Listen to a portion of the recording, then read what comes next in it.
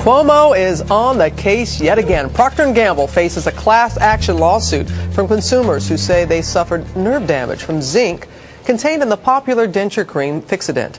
Chris Cuomo has investigated and discovered why a report in an important medical journal about zinc and denture cream was delayed, leaving doctors and consumers in the dark. And it's always good to have Chris here with us. And what do you have in your hands there? This big book is over 360 complaints, what they call adverse event reports, that were sent to the FDA from people who were using Fixodent. Now, the question is, if in 2006 researchers found a possible link between zinc and health problems after excessive use of the product, the question is, why did it take another 2 years for the public to be told?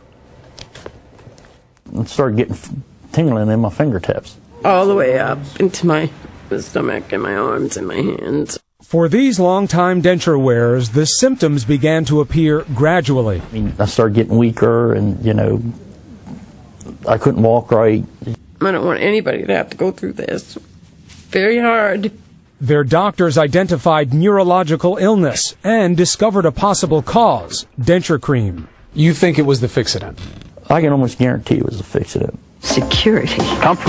Confidence. They both used Fixodent, made by Procter & Gamble, marketed with the catchy tagline, Fixodent and forget it. But what P&G didn't tell customers for years is that the adhesive contains zinc, which when ingested or absorbed can lead to serious nerve damage if Fixodent is used excessively. When you started to have the symptoms and started to lose different types of muscle control, you kept using Fixodent. Yes, because I had no clue. The connection was first made 5 years ago by researchers at the University of Texas, who studied 4 denture users with neurological disease. And all of them reported that they were using these very large amounts of denture cream.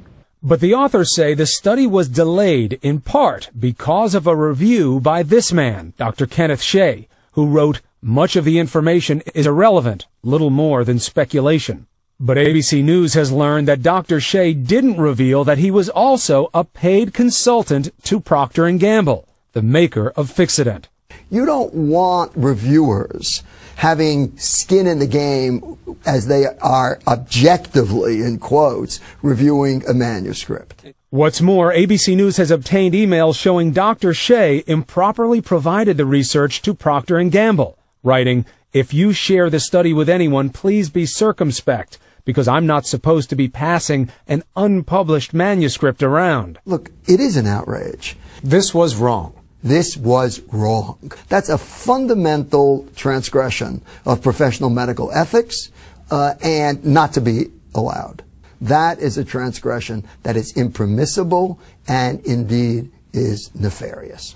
P&G declined to address our questions about Shea, and in a statement said, "We know of no valid scientific evidence that using Fixodent as directed causes any ill health effects."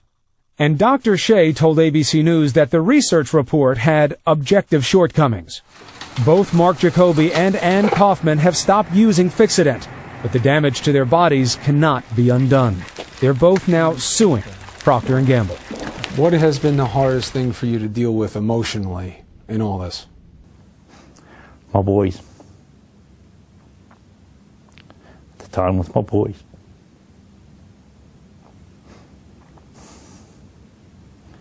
Just doing all the things that I used to do.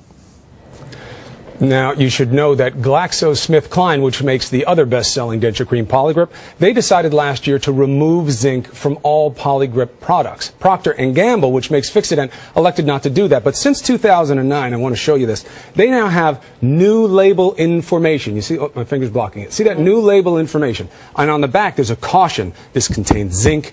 Be careful if you use too much. It says use as directed, but does it tell you exactly how the amount That's to a use? good question. No. It says don't use too much. But then, again, let me show you. On the back, if you look at the top of the denture, it's really on there pretty completely. So how much to use is not so evident. They say go to the website for more information. But clearly, there's some questions here. Well, we're glad that you are on the case yet again, our friend. And I know thousands of people have already sent in their stories. And thank you, Chris. And we want you to go to abcnews.com if you have a story that you want to share with us as well. And Chris will stay on the case for you.